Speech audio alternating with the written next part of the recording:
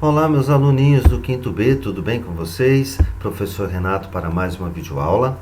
Hoje nós vamos iniciar o livro 2, na página 2, com o assunto reportagem.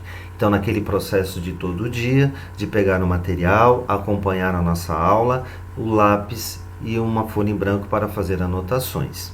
E a partir de agora, eu vou começar a sortear alguns alunos para me mostrar as lições, porque eu estou percebendo que muitos alunos não estão seguindo uma rotina. Então eu vou começar a sortear e vou pedir para que vocês me mostrem as lições, inclusive em videoconferência, certo? Então vamos lá, pegando os livrinhos de vocês e vamos iniciar. Nós iniciamos com essa troca de ideias, onde nós temos um pequeno texto e algumas questões para reflexão. Especialistas afirmam que idosos que convivem com pessoas mais novas se sentem menos sozinhas e passam a enxergar um sentido maior na vida. Em alguns casos, o entusiasmo aumenta tanto que eles podem até ter mais disposição para enfrentar doenças ou outros obstáculos. Na sequência, nós temos essas 3 questões para reflexão, que são respostas pessoais, vocês vão responder e depois podemos até discutir. Você convive com alguma pessoa idosa? Se sim, relate uma experiência do convívio com essa pessoa. O que uma pessoa idosa pode fazer por você e o que você pode fazer por ela? O que você sabe sobre o modo de vida dos idosos? Que texto deve procurar para obter informações atualizadas sobre essa etapa da vida? Ok? Então vocês vão colocar as respostas de vocês e depois nós podemos discutir a respeito. Na sequência, nós temos essa reportagem para ler. Como a minha tela não está nítida, eu vou fazer a leitura pelo meu livro e vocês acompanhem. Vamos lá? A revolução dos robôs cuidadores está por vir? Peter Ray Allison, BBC Future, 5 de junho de 2019. Um futuro de cuidadores robóticos está mais próximo do que podemos imaginar. Filmes como Frank e o Robô 2012 e Eu, Robô 2004, assim como desenhos animados como os Jetsons, retratam um futuro onde empregados robóticos realizam tarefas domésticas, permitindo que as famílias passem mais tempo juntas e que os idosos fiquem dependentes por mais tempo. Um futuro de cuidadores robóticos está mais próximo do que podemos imaginar. Aspiradores de pó e cortadores de grama autômatos já estão disponíveis, por exemplo. E no Japão, já existe uma intensa absorção de tecnologias de assistência e reabilitação para o cuidado de idosos. O robô Pepper, da Universidade de Middlesex, em Londres, apareceu recentemente diante de um comitê parlamentar no Reino Unido para responder a perguntas sobre o papel dos robôs na educação. Os robôs cuidadores, enquanto isso, são um fenômeno relativamente recente. Com o envelhecimento populacional no mundo, há uma crescente demanda por assistência na rotina de idosos. No entanto, a falta de cuidadores disponíveis poderá provocar uma crise no futuro próximo. O Japão, por exemplo, prevê enfrentar um déficit de 370 mil cuidadores até 2025. E eu trouxe para ilustrar para vocês o que foi citado no texto, que são 2 filmes e um desenho. Frank o Robô, Eu, Robô e os Jetsons. Esse desenho ele é um pouco antigo, não sei se vocês conhecem, mas esses 3 títulos que foram citados falam dessa interação dos robôs na nossa rotina, tá certo? Então aqui só para ilustrar um pouquinho para vocês. E agora nós temos a segunda parte do texto. Então vamos acompanhar a leitura? Possibilidades tentadoras. Embora as atuais tecnologias de assistência ainda estejam muito longe de preparar nossas refeições ou realizar nossas tarefas domésticas, elas dão uma tentadora ideia das possibilidades futuras. A maioria dos robôs hoje é usada na indústria pesada e na manufaturada, onde tarefas perigosas e repetitivas são realizadas rotineiramente por sistemas automatizados. No entanto, esses robôs industriais pesados não são projetados para operar na presença de pessoas, pois se movem rápido e são feitos de materiais rígidos que podem causar lesões. Os robôs colaborativos de hoje, ou cobots, como são conhecidos, são feitos de materiais rígidos. Ao trabalhar próximo de seres humanos, sua velocidade é controlada para garantir que eles possam interagir de forma segura. Para melhorar a segurança, as próximas gerações de robôs colaborativos devem ser feitas de materiais mais macios, como borracha, silicone ou tecido. Esses robôs são seguros por natureza, devido às propriedades materiais de que são feitos, diz Helge Wanderman, roboticista da University College London. Eles prometem alcançar a precisão e a repetibilidade dos atuais robôs colaborativos e, ao mesmo tempo, garantir uma interação segura com os humanos. Um dos maiores desafios é que os sistemas de interação de robôs com humanos ainda não estão totalmente desenvolvidos. Eles funcionam até certo ponto, mas podem facilmente se confundir com aspiradores de pó robóticos que não retornam à base de carregamento. Em condições simples de laboratório, os robôs conseguem determinar o melhor caminho a seguir, mas em um ambiente real, como uma casa cheia de mesas, cadeiras e bagunça, é bem diferente. Muitos desses algoritmos foram desenvolvidos em laboratórios e são relativamente simples em comparação com o nível de desordem e atividade humana dentro de uma casa real, explica Nicola Bellotto, cientista da computação da Universidade de Lincoln e gerente técnico da Erinsheim, um projeto que visa construir robôs para ajudar a cuidar de idosos. Então aqui nós temos o texto, que é uma reportagem. Nós vamos perceber que fala de um determinado assunto. Foi escrito por um repórter e publicado em um determinado local. Então vamos lá. Reportagem é um texto jornalístico cuja finalidade é apresentar informações sobre determinado assunto de interesse da sociedade na época atual. Então, a reportagem é um texto jornalístico destinado a um jornal, uma revista, e vai trazer informações sobre um assunto de nosso interesse. O repórter, que é aquele que produz a reportagem, antes de escrever seu texto, precisa buscar informações, apurar os fatos, ouvir as pessoas envolvidas, especialistas ou não, e confrontar opiniões contrárias. Então, o repórter ele não pode escrever apenas o que ele pensa, ele vai tentar relatar aquele fato, ele vai tratar daquele assunto. Então, ele vai buscar informações, ele vai ouvir pessoas para que o seu texto seja real. A reportagem surge de uma análise cuidadosa que o repórter faz de todos esses fatos.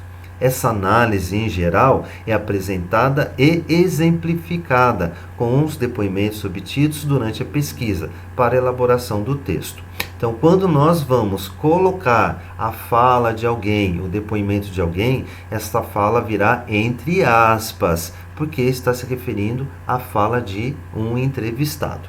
Então, continuando.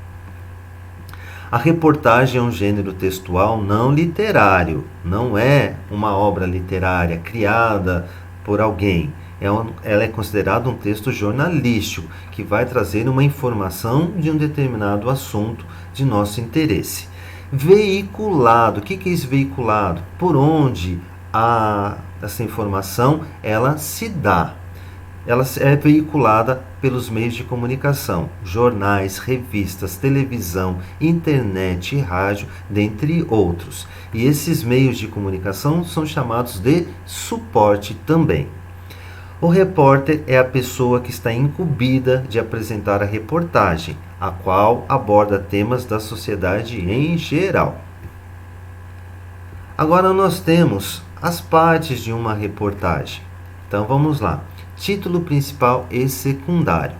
As reportagens, tal qual as notícias, podem apresentar dois títulos. Um principal e mais abrangente, que é o que nós chamamos de manchete, vai receber maior destaque. São letras maiores, em negrito, que nós falamos que são letras garrafais. E um outro secundário, uma espécie de subtítulo e mais específico. Esse subtítulo também pode ser chamado de linha fina. É um textinho que fica abaixo do título da notícia, que complementa o que foi noticiado no título. Então nós vamos ter o título principal, que está em negrito, em letras maiores, e abaixo nós temos um subtítulo, que pode ser chamado também de linha fina. E o corpo do texto, que é o desenvolvimento do texto, sem perder de vista o que foi apresentado na lead, que é um resuminho.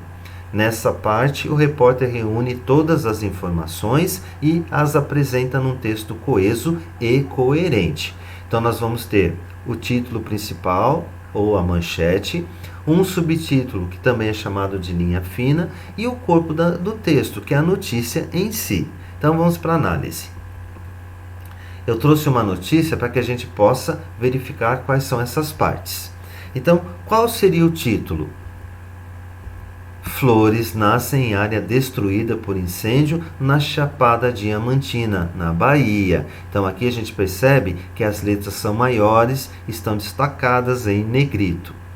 Temos a linha fina ou subtítulo? Sim. Espécie foi vista após 17 anos sobre tocos em área devastada pelo fogo. Fotógrafo fazia trilha pelo Vale do Capão e se deparou com a cena rara. Então aqui nós temos a linha fina ou subtítulo. Nós temos aqui em cima o que? A data da publicação. Então esta notícia foi publicada dia 13 de março de 2016. Aqui nós temos o corpo da reportagem, que é o texto em si.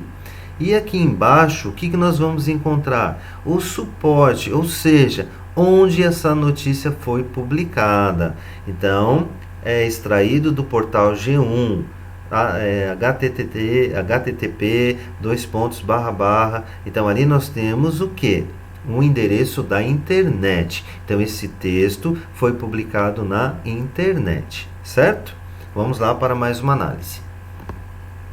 Pedagoga é presa após ofensas racistas contra mulher em praia. Então, nós estamos visualizando que aqui as letras são maiores e em negrito. Então, aqui nós temos o título.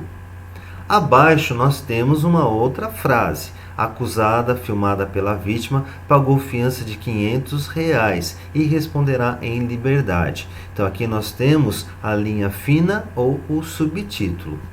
O que nós temos aqui também? Nós vamos encontrar o nome do autor.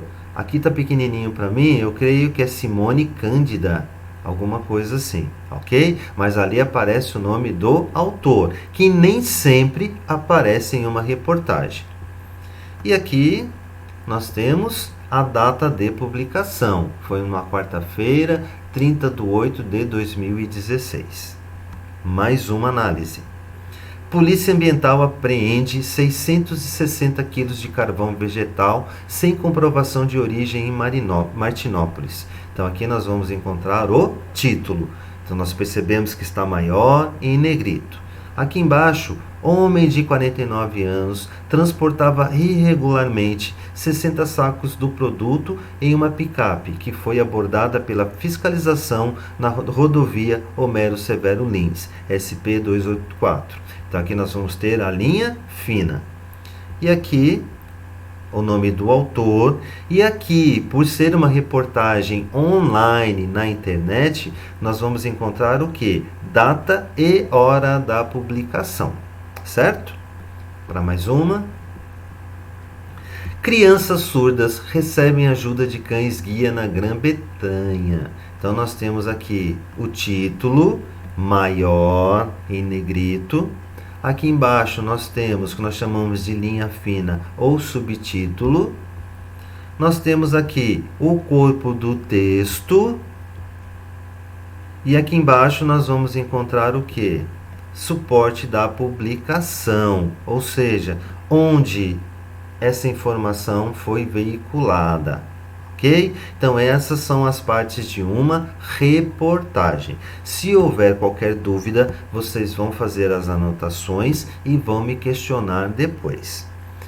E nós temos um outro pequeno estudo, que é a relação em discurso direto e discurso indireto. Isso quando nós temos a fala de um entrevistado na reportagem. Ocorre discurso direto quando a fala do entrevistado é reproduzida do mesmo jeito como foi dita. Então, se o repórter colocou a fala do personagem como se fosse ele falando, nós temos o discurso direto e deve aparecer entre aspas para mostrar que é o entrevistado falando. E ocorre o discurso indireto quando a fala do entrevistado é reproduzida com as palavras do jornalista. Então, aqui nesse caso, é o jornalista que fala pelo entrevistado, ok? Na nossa notícia que nós lemos sobre os robôs, nós percebemos que há várias partes que estão entre aspas, que são falas de algum entrevistado. E aparecem também o que nós chamamos de verbo de elocução ou verbo do dizer, que são aqueles utilizados para indicar a fala de alguém, expressando atitudes e ações de quem fala. Então vamos ver alguns exemplos. Devemos buscar ações que ajudem os idosos. Então aqui nós temos a fala do personagem, do entrevistado, porque está entre aspas, é o que nós chamamos de discurso direto. E aparece o verbo opinou. Esse verbo opinou é o que nós chamamos de verbo de elocução ou verbo do dizer. Não quero mais robôs, desabafou. Então, esse não quero mais robôs é a fala de alguém entrevistado. Está entre aspas, é o discurso direto, porque é o entrevistado falando. E aparece o verbo desabafou, que é o verbo de elocução ou verbo do dizer. E alguns exemplos de verbos de elocução: dizer, falar, comentar, exclamar, afirmar, defender, reclamar, entre outros. Ok? Se isso estiver um pouco confuso, em outra aula nós vamos voltar a trabalhar com isso. Vamos lá? E finalzinho, nós temos aí uma retomada da formação de palavras. Então, nós temos diversas formas para formação de palavras, mas nós já estudamos uma e nós vamos relembrar. Quando eu tenho radical, o que é o radical? É a parte principal da palavra, que nós vimos nas nossas aulas no comecinho do ano. Eu posso trabalhar com pecinhas para formar palavras. Eu posso colocar uma pecinha antes do radical, que vai ser chamada de prefixo. E posso colocar uma pecinha depois do radical, que vai ser chamada sufixo. E no nosso livro, nós estamos trabalhando com o sufixo oide. Então, só para exemplificar, eu tinha a palavra metal, que é o meu radical, e tenho o sufixo oide. Por que sufixo? Porque ele vem depois do radical. Então, vou fazer formação de palavras juntando um radical mais o sufixo oide, ok? Então, que ele significa forma de. Então, eu juntando metal e oide, vai ter a palavra metaloide, ou seja, em forma de metal. Ok? Então essa foi a nossa aula de hoje. Espero que vocês tenham entendido. Caso vocês não tenham entendido, vocês vão me chamar ou na videoconferência ou através do WhatsApp para que possamos esclarecer. Agora nós temos os exercícios das páginas 5 a 9. Então, como eu disse, eu vou chamar alguns alunos para que me mostrem as páginas dos livros respondidas. Então, fiquem em alerta, ok? E aqui fica aquele grande abraço do professor e até uma próxima vídeo. Tchau, pessoal!